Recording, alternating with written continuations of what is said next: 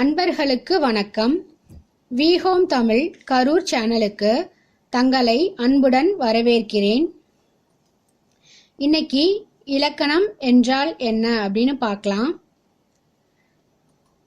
இலக்கணம் என்பது மொழியின் அமைப்பையும் பயன்படுத்தும் விதத்தையும் வரையறை செய்யும் விதிகளை சுட்டுவது.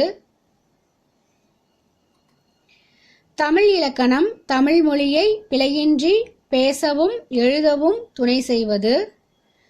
இது இயற்றமிழ் இலக்கணத்தை கூறுவது. செய்யுள் மற்றும் உரைநடைகளின் தொகுப்பு தான் தமிழ் இலக்கணம். அப்படி இருக்கிற இந்த தமிழ் இலக்கணம் 5 வகைப்படும்.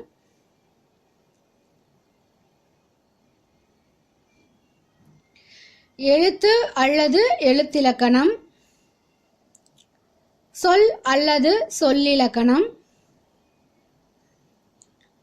பொருள் அல்லது பொருளிலக்கணம், யாப்பு அல்லது யாப்பிலக்கணம், அணி அல்லது அணி இலக்கணம்.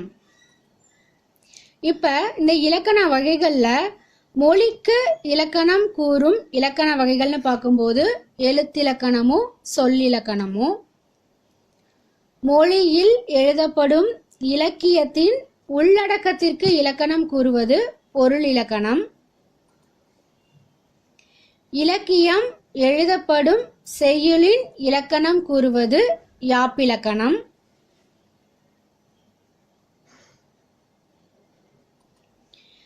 செய்யுளில் அமையும் உவமை உருவகம் முதலிய அணிகளின் இலக்கணம் கூறுவது அணி இலக்கணம்.